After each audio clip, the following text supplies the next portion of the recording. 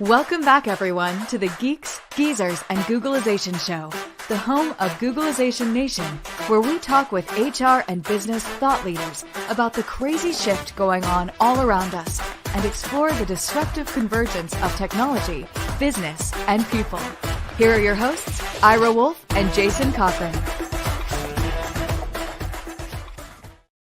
And welcome back, everybody, to another episode of Geeks Geezers Googlization, a show from the People Forward Network.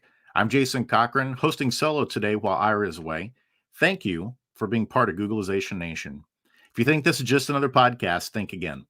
We are the leading show on the future of work that's confronting business leaders and people today, and our goal is to bring you ways to reimagine tomorrow and explore the impact and convergence of business, technology, and people. Because of you, we've become a top 1% podcast globally in total popularity. We're also in the top 100 in business management and also in the top 100 for thought leader podcasts. Thank you for listening and for helping us get there. This episode of Geeks, Geezers, and Googlization is sponsored by our partner, Why Institute, your personal and professional GPS for a meaningful life and purpose-filled career. You're going to hear more about the Why operating system and Why Institute later on in the show. So I've got a question for you as we kick off today's show. If there was a soundtrack for your life, what bands and songs would be on it? I could tell you mine. I would have plenty of Guns N' Roses, Metallica, and grunge rock on my soundtrack. But there would also be some pop, ballads, hip-hop, classic rock, blues, and lots of other stuff too, depending on the phase of life and the context at that time. But all of it would help tell the story of me and instantly communicate to others some of the important moments in my life that shaped who I am today. Well, we've officially reached the 3-year anniversary mark of when COVID, quote unquote, started in the United States. So it was around this time 3 years ago when the NCAA March Madness tournament was abruptly canceled and all of us went into survival mode, not knowing what was going on or what the future would hold. And it's been a tumultuous ride for all of us in every aspect of our lives, and some people more so than others. There's no doubt that we're living in some fast and furious times with massive change happening seemingly every week now. Especially with the proliferation of artificial intelligence now. But as a Future of Work podcast, sometimes it can be good to take a step back and remind all of us that the future of work isn't just about our rapidly changing technology. It's also about us. And it's about how we experience work and all of this systemic change going on around us. And I had the opportunity to discuss this just this week at the Healthcare Distribution Alliance Convention and Expo here in Indianapolis. The focus of the discussion was on building connected organizations in the future of work to improve the employee experience. Why is that important? Well, make no mistake, employee experience is the most important currency for businesses in the 21st century and moving forward. But how do you help people and teams feel connected in the ways that matter if more of them are working in different parts of the world and from home and possibly on different time schedules? Well, that's what we're going to get to today. And it turns out that a trip down memory lane combined with music that has shaped our individual journeys can be an important part of keeping teams and people connected. And that's why we're stoked to have Brian Mohr, the co-founder at Anthym, joining us to help unpack this mystery around employee experience. They do some incredible employee experience work, and we're going to learn more about it here shortly. But before we bring Brian on for that conversation, we've got to get to our Perfect Labor Storm segment. Perfect Labor Storm segment on each episode is where we're going to focus on a disruptive, surprising, or worrisome trend that we think you should know about. So here's this week's Perfect Labor Storm. You probably heard this. Meta, the parent company of Facebook and Instagram, just announced 10,000 more layoffs this week, which is roughly 12% of its workforce, and it's the second major round of cuts in just 4 months. And this joins other recent layoff announcements in the past few weeks at Twitter, General Motors, Citigroup, SiriusXM, Twilio, McKinsey, KPMG, Yahoo, Tyson, and DocuSign, just to name a few others. And when doing these layoffs, it's important for these companies to remember that according to Glassdoor, 77% of candidates take a company's culture seriously before considering whether to accept an offer. And that culture means also how they handle these difficult situations right now when there have to be layoffs. And for those who are still at their organization or working remotely, according to BetterUp, 25% of those employees report a lack of belonging, and 40% of the remote employees report feelings of isolation. So, lots of interesting stuff to chew on here as we set the table with Brian Mohr, so that we can talk about employee experience and how we can build connected organizations with people. So, without further ado, let's bring him on. Let's give a warm Googlization Nation welcome to Brian Mohr, co-founder of Anthym. Hey, Jason, how are you? I'm doing great, Brian. Thank you so much for being with us today. So let's start here. Lots of stuff to unpack there, right? So we've got a lot we're going to get into. But first and foremost, let's get to know you a little bit better on a certain level. So tell us about you and your journey and how you got interested in this concept of employee experience and trying to help organizations improve it for their people. Well, I've got to tell you that as I was thinking about the name of the show, particularly the Geeks and Geezers, and trying to figure out where do I fit in between those two, I have to say for sure on the geezer side is probably evidenced by some of the more silver color hair that's growing on my face and on my head. It's interesting. I've been in and around HR and people technology now for coming up on 25 years. And I've just, other than the first 5 years of my career, which was not focused on the people HR technology space, these last almost 25, I just love it. I love understanding how people operate, the connections between people. And I had an experience about 6 years ago. I was a part co-founder in a purpose-based executive search firm. And I needed a group, a peer-to-peer network, just to continue my own learning, my own journey, my own development. And as I was introduced to this group, I had this really amazing experience called the Lifeline. And I would imagine many of your listeners have gone through something similar, where I was responsible for delivering about an hour-long presentation to a brand new group of people that I was being placed into this peer-to-peer learning network with, a group of about 9 other folks, and delivering my lifeline, which essentially was the story of my life from birth up to current day at that time, was used as a mechanism to develop immediate connection, immediate trust, an immediate sense of belonging, so that that peer-to-peer network could really operate at its highest level. And having gone through that experience and recognizing how powerful it is to be that open, that transparent about the life I've lived with a group of strangers, and how quickly I was able to develop a sense of trust and connection and belonging with them, the idea started to roll around my head, as well as my co-founder, who I met through that group, and I didn't know him prior to, of if we could bring a group of strangers together that don't even work for the same company, what could we do leveraging that kind of an open, transparent sharing experience to bring members of a team together that spend Monday through Friday, every waking hour virtually that they have, pursuing a common goal, a common mission. And so that was sort of like the little spark that has now become Anthym and what we've been doing. And little did we know that the world was going to explode into a much more remote and geographically distributed workplace than what it was when the idea started to roll around in our heads. Absolutely. Well, and I've got to imagine a little bit, this is almost like Colonel Sanders and the secret recipe for making chicken. You probably have the secret recipe for how you build connected teams. I mean, you did it with strangers. So we're not going to ask you to give away all your trade secrets today.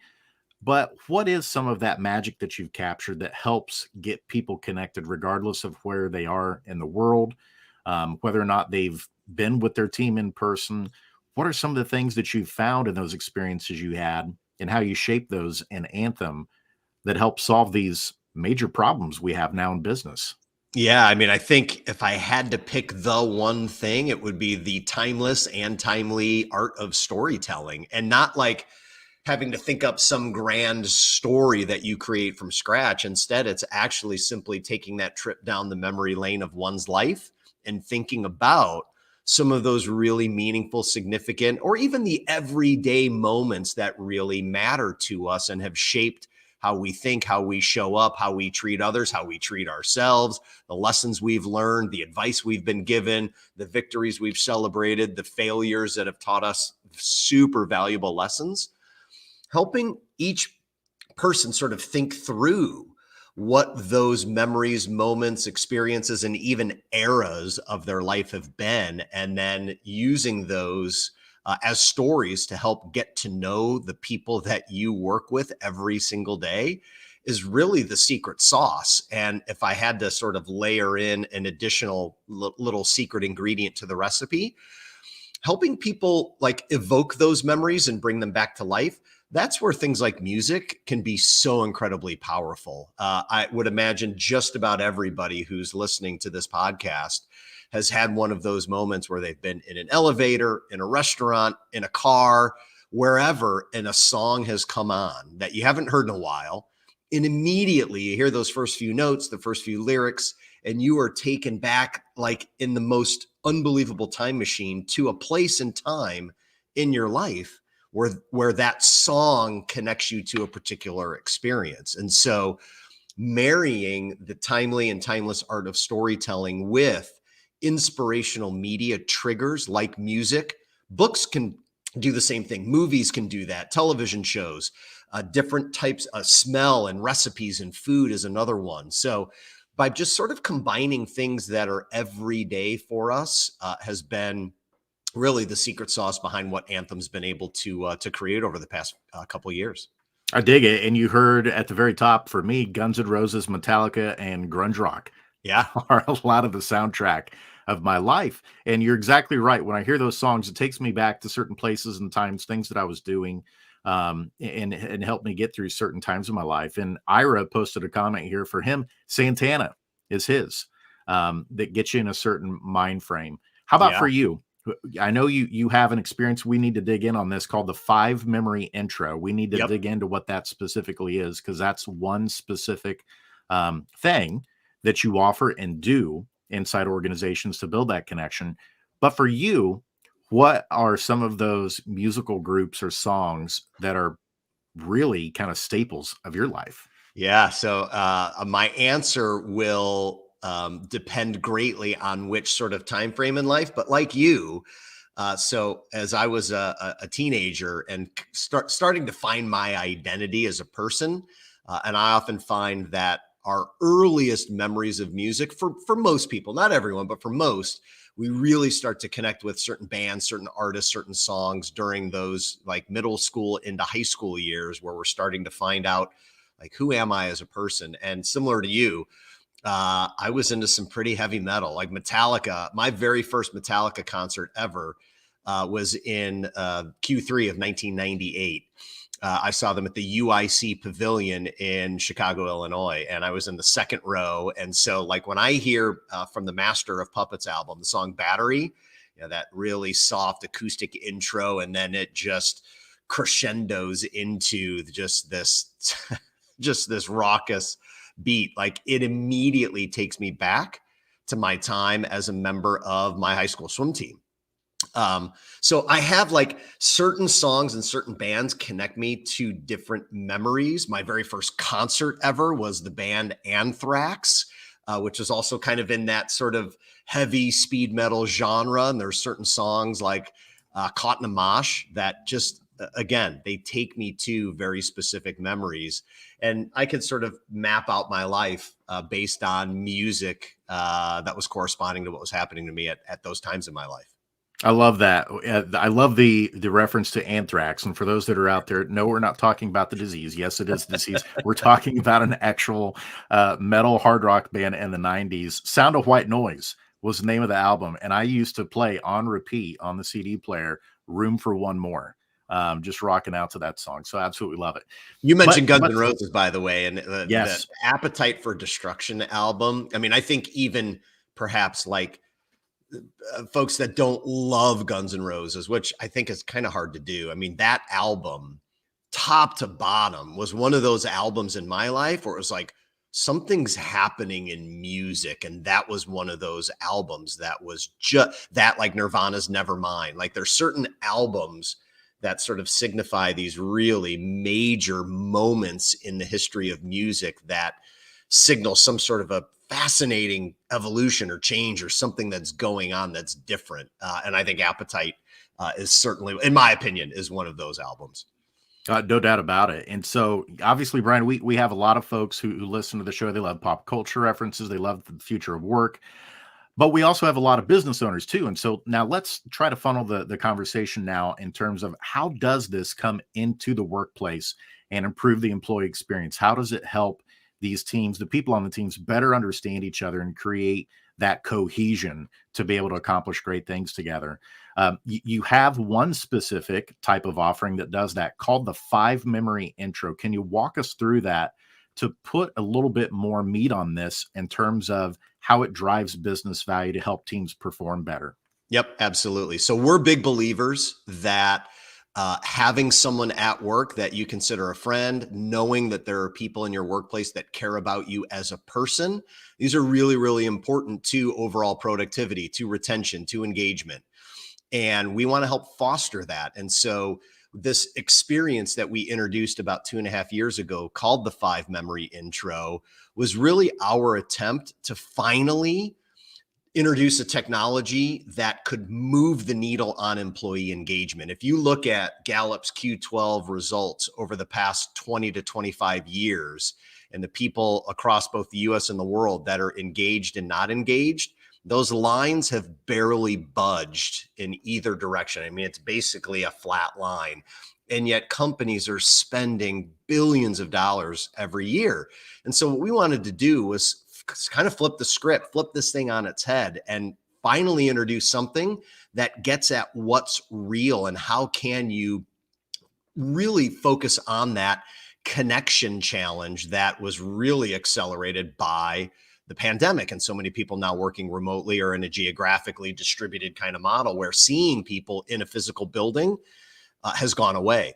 And so the 5-memory intro is a 2-part experience. Part 1 is each member of a team is invited to take a trip down their memory lane of their life and think about 5 different memories that they'd be really excited to share with their colleagues as a mechanism to help become better known, not for what they do, not their job title. Like we can see that on LinkedIn, but the other side of that coin is, well, who is Brian? Who is Jason as a person? And we have found that using 5 memories is an unbelievably powerful place to start because you give people the option to choose any memories that matter to them. They don't need to be, the most celebratory, victorious memories or the most challenging, sad ones. It's any memory that they want that reveals a little bit more about who they are. And then as a part of that reflection experience, each one of those memories, we ask the participants to dedicate or symbolize it with a song that corresponds to the memory. It might be the memory that when you hear that song, that's the memory that immediately pops. Or like my high school swim team experience that I shared a few moments ago, I think about Metallica as a band in particular. There's a few songs that immediately come to mind, but there isn't just one song. So we ask folks to build the soundtrack to those 5 memories. Then what we do is we help facilitate either by providing the resources that the team leader needs, or we'll bring in one of our facilitators to bring the team together and engage in what's been best described as a campfire style story and music sharing experience. And Jason, as you can imagine, if you get a group of teammates together that have already created this sort of reservoir of 5 memories and 5 songs, and then you bring them together for a storytelling and a music sharing experience, the serendipity and magic that comes from what you and I like barely in moments, like immediately can start connecting on Guns N' Roses and Metallica. And while that might be somewhat surfacey, there are stories and memories that live beneath what those bands and songs mean to us. And it's a really safe way and accessible on-ramp for the most gregarious folks like me and even the most shy and reserved folks. Music is a really safe topic to open doors and help people connect with one another. And so Yeah, again, imagine you're on a remote or a geographically distributed team and you really don't know all that well the people that you work with. This is a mechanism to help begin to build those bridges so that you can build those meaningful relationships, that deeper level of trust that is so critical to high performance teamwork. Well, I think that's part of the brilliance of what you've created here is music absolutely is a universal language. That folks all around the world could connect with it. And I think what you've touched on here is something that I still see a lot of organizations struggle with. I saw it on Monday at this convention when we were talking about personal values, discovering your why, and things like that. These things aren't necessarily rocket science, but I think many times there's a part of us or with other people that we work with to just have the guard up and not want to show or feel reluctant to show who we really are. Yep. And the experiences that we have. Yep. And say, okay, I want to keep you an arm's length away because I'm not sure I can totally trust you. Yep. And to a certain extent, are there parts of your personal life that you should share at work? Probably not. It's up to every single person what they want to share. But music and how music ties into some of those memories that you're willing to share feels like it really is the grease to get the wheels moving of opening up and talking about things that aren't just about work, that are things about you on a personal level to understand how that person ticks. And I think being able to use music as one of those mediums is an absolutely brilliant way to help people draw down some of those barriers and be willing to be more vulnerable, share parts of themselves with others, and other people share parts of themselves. And then I think what happens then is you start to understand a little bit more about them. So you become more forgiving and understanding in certain situations or contexts. Like, okay, I remember Billy shared such and such memory. So next time he's asking follow-up questions when the rest of us are trying to get out of this meeting, I know the reason he's asking is because he had a bad experience in the past where he didn't get all the information he needed and it ended up becoming a disaster in this particular situation. I think it just brings a whole new level of understanding for people to be patient and believe the best in others, and to be able to look past some of the annoying habits, quote unquote, maybe that we see sometimes with others, and understand they're not trying to be annoying. It might just be part of their experience. With that, so you took us on the trip of what the 5 memory intro experiences and a little bit of the campfires. What are some of the other elements when you work with an organization that you bring to the table to improve the employee experience? Yeah, there's a couple of other things that we've learned over the past, 2.5 years that we've been doing this. So when we launched, all we knew was that at the time, most of the business world was operating remotely. And so all of that in-person connection time vanished quite quickly. And so we knew there was an acute need that team leaders were having to find a way to bridge connection, to build relationships. The Zoom happy hours and the virtual escape rooms and all those sort of game oriented things, I think, began to run its course. And so we wanted to bring something really powerful, unique, innovative, and something that was very real, which again, manifested itself in this 5 memory intro experience. Well, having delivered that to, over 150 different teams over the past couple of years, we just wanted to hear from our clients, what else do they need, especially those clients that have chosen remote or a geographically distributed workplace model as their go forward model. And we're not advocating that you should or shouldn't be remote. People are making those decisions on their own. But for those that have chosen that, what will they need to make sure that a culture of connection in a world where there's no building to connect in stays alive and vibrant? And so through just being super curious and delivering all these experiences, 2 things came back. Number one, they need something that helps build a connection muscle in an ongoing way. You can't do team building or team connection once a year. You do your year-end holiday party and expect that that's going to create the lasting impact throughout the rest of the year. So whether the team leader wants to do that weekly or monthly or every other month or quarterly is up to him or her. Whatever they think is the right cadence, we've built a connection system that they can pull from a library of already designed campfire style experiences. Some of them use music, some of them use movies, some of them use books, some of them use television shows, some of them use TED Talks, and some of them are just straight up really interesting Q&A. One of my favorites we call Museum Day. And the question, it's a one question experience. And the question is, so Jason, I'll ask you and just think about it.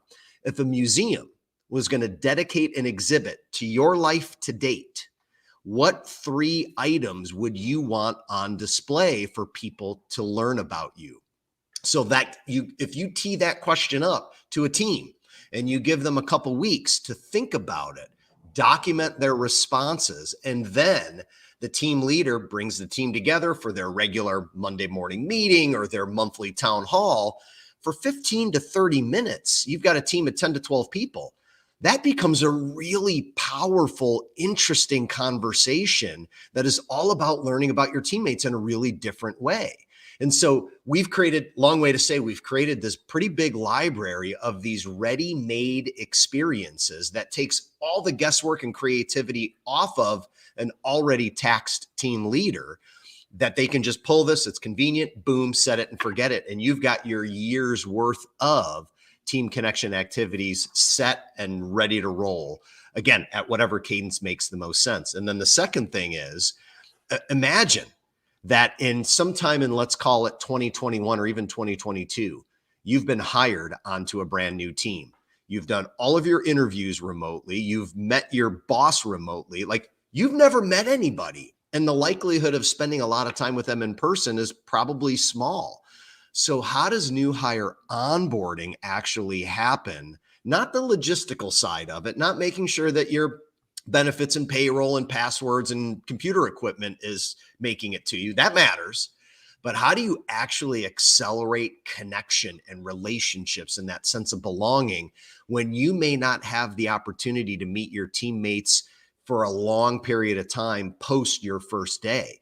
And so we've taken that 5 memory intro experience that we would deliver as a team building experience and have productized it into either an email or a Slack integration where a new hire like me can introduce myself to my teammates by sharing, hey, here's 5 memories that have been meaningful to me. And here are 5 songs that correspond to those memories. And from there, if you're one of my new teammates, now you've got something really interesting to immediately connect with me on. If nothing else, you've certainly added a lot more knowledge of who I am way beyond what might be listed on my LinkedIn profile. So those 2 things are like the big learnings, this ongoing connection system and then the new hire onboarding product to really humanize how are remote and geographically distributed teams building ongoing connection and relationships so that trust and safety stays high.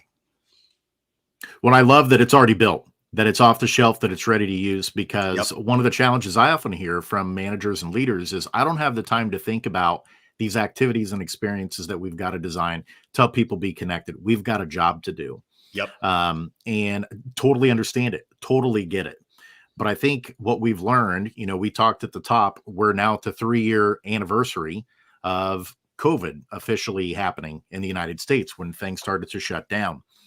And I think that one of the things that has come out of this whole experiment is it helped us realize how many of us people were just in the rat race of you show up, you put one foot in front of the other every day, you go to work, do the work, the job, but you don't think much about other existential questions about why am I working? Does this make me feel fulfilled? Does it bring me meaning? What do I think about my team? What do I think about the organization? Do I feel like I'm using my strengths? Is this the type of legacy or impact I want to have? More and more people are starting to have those types of questions. And employee experience is now the currency that's going to be very important for businesses. And so for leaders to have solutions like you've created at Anthym that say, you don't have to create the wheel all over again. We've already got the stuff that's evidence-based, that works, that's ready to use out of the box, I think is absolutely a huge help. We've hit the bottom of the hour here. We're going to take a quick 2-minute break, Brian, and come back. And when we come back, let's dig into a little bit more of the future of work. I'm going to ask you to pull out your crystal ball, be Nostradamus, and there's going to be no right or wrong answers, but let's have a little fun about what do we think the future of connection looks like? What do we think the future of work looks like? Because as we've seen, just with artificial intelligence becoming more mainstream as of November, it feels like things are just picking up and that things are going to start accelerating even faster in terms of how workplaces are changing. So we're going to take a quick 2-minute break, and then we'll dive into those things whenever we come back. We'll see you on the other side. For most of us, change is freaking terrifying, and unfortunately, there's no app to adapt. That might change in the not-so-distant future, but for now, we're on our own. That means we can either accept our default future or reimagine our tomorrow. For those of you who choose default, good luck. Just remember, there's no pause button for change. You can't turn back the clock, and there's no get-out-of-jail-free card in this age of perpetual uncertainty. Like it or not, change will happen all around us. And that change is not becoming just more disruptive and frequent, but volatile, uncertain, complex, and ambiguous, or VUCA. Fortunately, you can make change work for you and turn it into your personal and competitive advantage. Reimagine your future to one in which you're living with purpose, you're happy, and you're growing, thriving, and flourishing. If you're ready to rewrite your next life chapter and regain control of your destiny in this never normal world, your journey starts here. Contact the leader in adaptability and making change work for you, your team, and your organization. Ira S. Wolfe, adaptability.expert.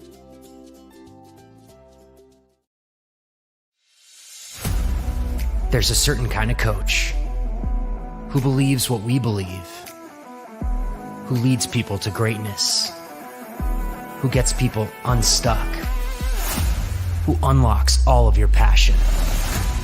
A coach who helps people discover what drives them, to tap into their superpowers. That knowing your why is the first step to untap potential, to focus, to breakthroughs. A coach who's looking for a better way. Are you that coach?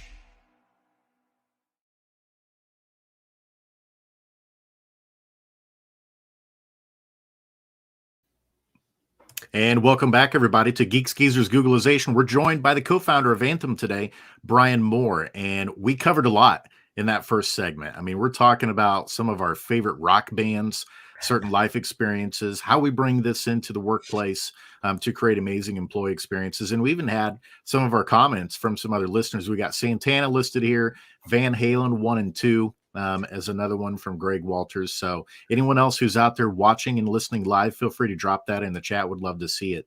But Brian, before we left, I said, let's play Nostradamus here because the future is here. Artificial intelligence now is proliferating very quickly since it's open source. And now everybody can access it and integrate it into their software solutions that are in the marketplace. So let's make some predictions here. When you think about the future of work, let's start here.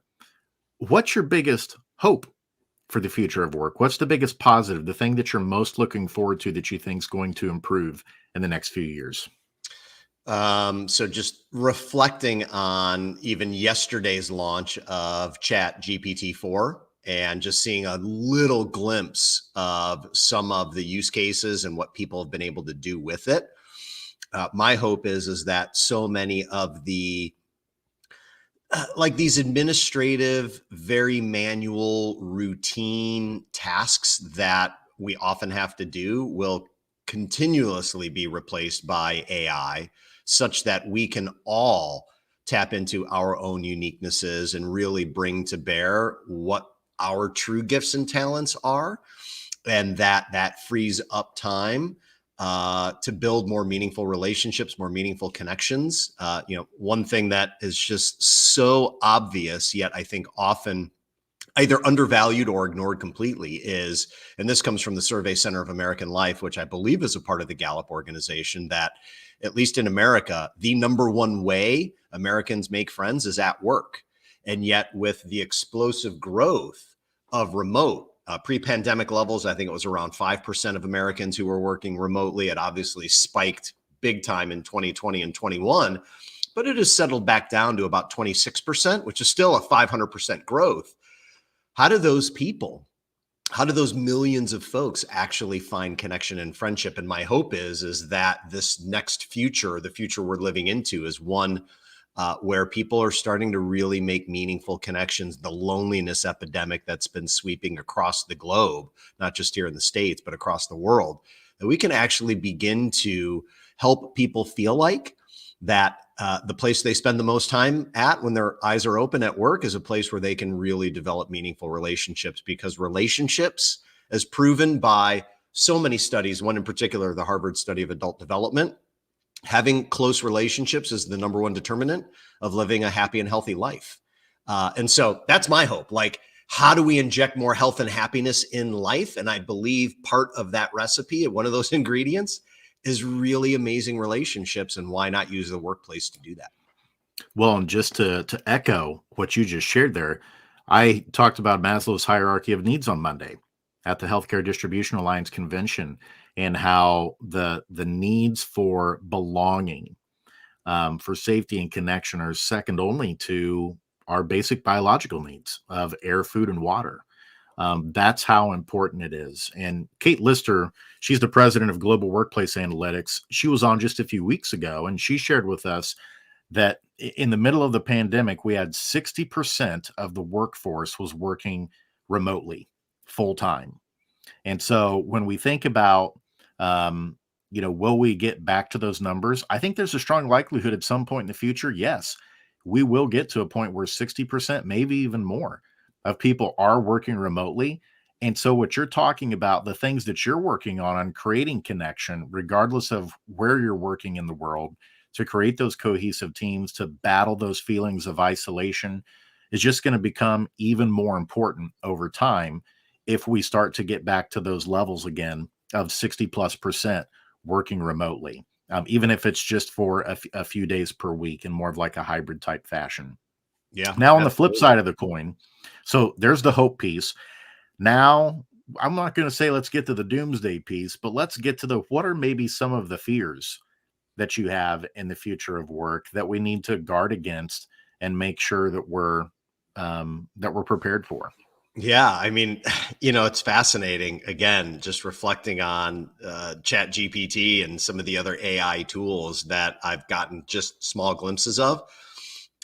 I mean, do we become obsolete? Like, what do we need us for? I mean, that's probably a little overly aggressive doomsday thinking, but I don't know. It's certainly interesting and harkens back for me, thinking about what at the time seemed like a far-fetched movie in the Terminator and the whole Skynet or Cyberdyne systems when the machines take over. And I don't know, it's really, really fascinating to think about, some of those old school films that at the time were so sci-fi fantasy, and look where we're at. And it doesn't feel all that long ago. So, I mean, I think it's going to become super important that all of this artificial intelligence in some way, shape, or form is regulated or governed. I think if there ever were a place for governance at a macro level, whether that's the federal government or some other kind of independent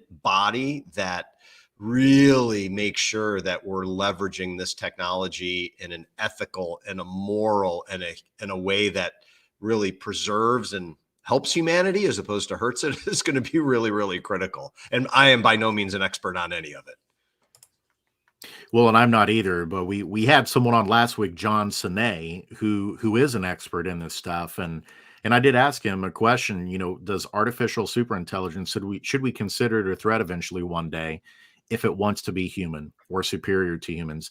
And he said, yes. And that's why we have to make sure that we're doing this in the right way, that we're putting the right safeguards in place to protect against those things. But then he said the other side of the coin, though, is he goes, I'm not as scared as I am optimistic. He said, we are going to defeat cancer. We are going to defeat Parkinson's disease and all these other diseases that have just been wretched and have ruined people's lives too soon. Artificial intelligence is going to help us solve that problem. That was just one example he gave of how we have such a bright future ahead of us in terms of how artificial intelligence is going to help us. And it's also going to help revolutionize accounting. Now, to help accountants, instead of having to dig into the minutia, the details of the actual numbers, they'll actually be able to be more advisors for companies on here's the strategy of where you should be allocating resources and things like that. It's going to change the legal system, where again, lawyers are going to be focused more on the higher level strategy things, as opposed to more of like the type of work that maybe paralegals do. So there's going to be disruptive change. But like you said, I think it's going to require us to reskill and upskill people, because we've got a brilliant organ up here in our heads that's the most fascinating, complex thing in the universe that can do amazing things. But I think for a long time, we have had work, and there's dignity in all work. But I think for many years, we've had types of work that maybe wasn't what humans should be doing. For instance, like flipping fries at a restaurant. Yes, there may be some people who want to do that, but we need to tap more into the amazing, brilliant power, the neurodiversity of the brain, and start thinking about how we put people and set them up for success in roles that use the amazing brains that they have, and let automation and artificial intelligence handle more of the mundane, repetitive pieces of work that aren't really using the higher cortical processes, but are just more things that have to be done on a task list. And I do think that we'll get it figured out, but definitely going to be some growing pains along the way. Yeah, I agree. And maybe, just maybe, this set of skills and abilities that for the longest time have been referred to as soft skills, things that kind of don't matter or are squishy and fluffy. Maybe for the first time ever at scale, we will finally recognize that those are the skills that actually make us human, and we can begin to really develop those. And I agree with you 100%. The power of what lives in our heads, in the brain, and what it can do. And equally as powerful is our hearts and what we can unleash if we tap into those things that hopefully artificial intelligence never seeks to replace. And what separates us from the machines is those human skills. And I'm quite hopeful that is on our horizon. I love it. We're going to get to the lightning segment here in just a minute, but I've got to ask you this question too, because you had a post on LinkedIn a few months back, and you recently picked up guitar and figured out how to play guitar. What was the inspiration for that? That's a great question. So for probably 10, 12 years of my life, Jason, I was a big fantasy football fanatic. And I'd put together my team every week, like many folks who play fantasy football do. And then I would spend my Sundays on my couch yelling at my television for people to get hurt and terrible things to happen to people so that my players would score the most points. And after years and years and years of doing that, I would find myself really just upset at the end of a Sunday. I never seemed to do all that well at fantasy football. And so I made a commitment to myself at the end of a season about a little over 6 years ago. I said, I'm going to take one season off. And instead of the 8 to 10 hours of laying on my couch every Sunday, I'm going to use 8 to 10 hours, and I'm actually going to learn how to play guitar. It's something I always wanted to do. And I'm going to see after a year, have I made enough measurable progress that I will be in? And it's now been a little over 6 years. Not only have I not played fantasy football, I almost never watch sports much at all. I don't watch the TV anymore, other than a few shows here and there, which have really captured my heart. Like Ted Lasso's new season 3 episode just dropped. I find that show to be so inspirational. There's no way I'm going to miss that. So I'm not like anti-television, but I've thrown all my energy when I do have some downtime into continuing this learning journey of playing guitar. And not only have I learned how to play, I'm really happy to say that the hard work continues to pay off. I'm in an acoustic duo with a gentleman that I met about 3 years ago. We have a band, and we get paid by bars and restaurants and private parties. And we do a mix of, cover songs as well as some original songs. And so it's never too late to learn how to do something new if you really want to get after it. So I will be playing guitar for the rest of my life, no doubt. And I could not be more happy with the decision that I made to give one thing up in favor of this. I love it. And I'm jealous because I want to do that too. So I may be calling you up to get some lessons on how you went about putting a plan in place to actually pull this off. But yeah, the video I saw, you were playing Seasons by Chris Cornell. Yeah. Who was the front man and Audio Slave and Soundgarden. Yep. And that's not an easy one to start with. So kudos to you, my friend. Thanks, Real man. quick, before we get to the lightning round, one last question we always like to ask our guests is, what was something I should have asked you today that I didn't? Wow. Anything you were ready to share on employee experience that we didn't get to? No, you did a great job, and we covered a lot of ground. I don't know that there's any one thing in particular that immediately comes to mind. So you stumped me on that one. I don't have like I wish, Jason, you would have jumped into this topic. This was a great chat, and I think we covered a lot of really important ground. Awesome. Well, you'll think of it after the show probably. And if you do, shoot the message over my way. But we have gotten to the lightning round segment. I'm going to ask you 3 or 4 questions here just to get to know you a little bit better on a personal level, help our listeners get to know you better too. Yeah. And so let's start with this one. If there was one person in the history of the world that you could spend the day with, who would it be? Oh, wow. So perhaps will come as no surprise, given my just love and passion for music. It would be Jerry Garcia, who left us in August of 1995. I would love to spend a day with someone who pursued what he loved, did it for the pure enjoyment of it. And as a touring band, and in my opinion, one of, if not the greatest American rock band that was not known for their studio records, was known for never having played the same show twice in a 30-year history of being on tour, roughly 200 nights every single year for 30 years. To just get inside his head, understand, all of the ups and downs that came along with that journey, and to have built such an amazing legacy that to this day, I've got teenage daughters and all of them know who the Grateful Dead is and listens to their music. Maybe not as much as I might, but like to create something that lasts long beyond, being here on the planet. It would be a fascinating conversation. I love it. That's the first time we've gotten Jerry Garcia and the Grateful Dead. So I love it anytime we get something new on that one. How about what's something that your high school classmates would be surprised to see about you now? Well, that's a great question. So this is going to be very revealing. When I was in high school, I was on the swim team, and the school that I went to, our coach was like just renowned for being one of the most amazing coaches of how to get the best out of a swim team. And swimming is a really fascinating sport. It's grueling. It's difficult. It's lonely. It's a team sport, but it's not. Like when you're in the pool and you're practicing, you can't talk to anybody. Your head's in the water, and you barely get time to breathe. And the level of dedication to be a great team is just unrelenting. And we had 3 practices every day, and it was a year-round sport. And so throughout high school, I didn't touch beer or experiment with anything. And boy, when I got to college and even into my early career, to say I slid down the slippery slope of having a good time and engaging in some partying would probably surprise some of my high school colleagues, because I was like the most straight, narrow you could have possibly imagined.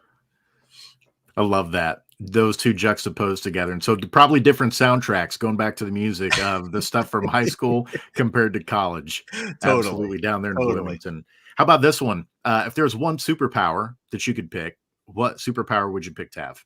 Oh my God. If I could pick a superpower, it would 100% be to have an unbelievable singing voice to go along with what I've been able to learn on guitar. I think the human voice is the most powerful instrument on the planet. And when I hear folks like Adele or the late great Whitney Houston, and just pick your artist, whomever it might be that you love, like to be able to communicate that kind of emotion and power and rawness and vulnerability and realness through the human voice. I would love to be able to, Chris Stapleton's national anthem at the Super Bowl, a few weeks ago. Oh my God.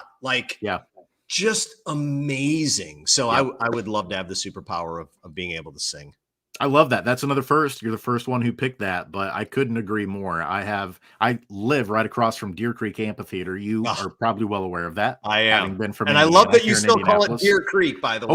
Oh yeah. No offense to Ruoff Mortgage, who has the naming rights. It's always going to be Deer Creek for those of us who lived in Indiana. Amen. But I had a friend of mine from Kokomo who's in a band, a country band called Low Cash, and they performed over there. And he said, just to be able to be up on that stage, having grown up in Indiana, and to make it to that point, it was just, an unbelievable, unforgettable experience, almost like an out-of-body experience that he was having, kind of having pinch me moments when he got to perform there. And then one more here. If there's one place in the world that you could go, where would it be? Oh, man. And you don't have to stay there. It could be just a visit, but where would you want to go? Yeah. There's a number, but I'll go with what my gut reaction is. So my father was born and raised in Haifa, Israel, and he hasn't been back since. He left in 1957 with his mom and dad, my grandma and grandpa, who have long since passed, and he has not been back. And I would love, before my dad's 81, I would love to go back to Israel with him as my tour guide and bring my entire family and have him show us his home country where he grew up. It would be absolutely amazing. I love that. I absolutely love that. So one more road trip with your dad back to his roots. That sounds like an amazing experience that you'd have. Well, Brian, we can't thank you enough for being on the show today. Thank you for being vulnerable, for sharing with us the work that you're doing to help improve employee experience and build connected teams. The name of the company, again, is Anthym. You see it right there on the banner, folks. For those who aren't looking, it's ANTHYM. And then to learn more about the company, you can go to anthym.life to learn more about the work they do. Brian, how else can folks get in touch with you to connect and learn more? Yeah, so my email address, really simple, brian@anthym.life, and Brian is with an I. And then, of course, you could find me on, majority of the social media platforms. Well, I shouldn't say the majority. On LinkedIn and on Twitter are the two that I use most often. So you can find me there. And my last name is spelled M-O-H-R, Mohr, not related to the comic actor Jay Mohr, which I'm often asked, who I don't think I look like him even in the slightest. No. And you've got way better pipes too. Definitely on the path to being a front man in a rock band for sure. I don't know about that, man. Maybe more like a DJ at a radio station, I've been told. Hey, that's all right. You got to start somewhere, right? There you go. Well, Brian, thank you so much for being with us. And we will definitely love to have you back on in the future, my friend. I appreciate you having me, Jason. Great conversation. Love the questions, love the spirit, love the research and all the prep work. It shows. So thank you. It was I had a great time. Awesome. Thanks, Brian. We'll catch you again soon, my friend. Awesome. Bye. Well, there you have it, folks. We talked a lot about employee experience today, and I know sometimes that term can be nebulous for a lot of people. It's like, what does that actually mean, or how do we actually move the needle on it? Today's episode, I think, really did that for you. Brian shared some specific things they do at Anthym, where they already have the experiences and activities that you do to build that connection across your teams and improve the employee experience ready for you. So definitely encourage, if you have a chance to look up their website, anthym.life, to learn about what they're doing, do that. It absolutely is worth it. Big takeaways for me, just the importance of music sometimes, and being able to help tell stories. And that sometimes if we ask people to open up and talk about things, if you just leave it at that, that can be a big step for people that they may be unwilling to take. But when you inject something like music, that's a lot more safe. It brings people's guard down and lets them open up and talk more about experiences and moments in their life that have mattered. And then that in turn helps them contribute toward creating more moments that matter in the workplace, so that people aren't just punching in and out to get a task or a job done, but they're actually excited about the work. They're motivated by it. They find purpose, fulfillment, and meaning in it. So that was a big takeaway for me today. We want to thank our partners at Y Institute for sponsoring today's show. We want to thank you, the listeners, Googlization Nation, for tuning in today. If you have not smashed the subscribe button on your favorite podcast platform, Spotify, Apple, YouTube, we'd love for you to do so. And until next time, don't let the shift hit your plans.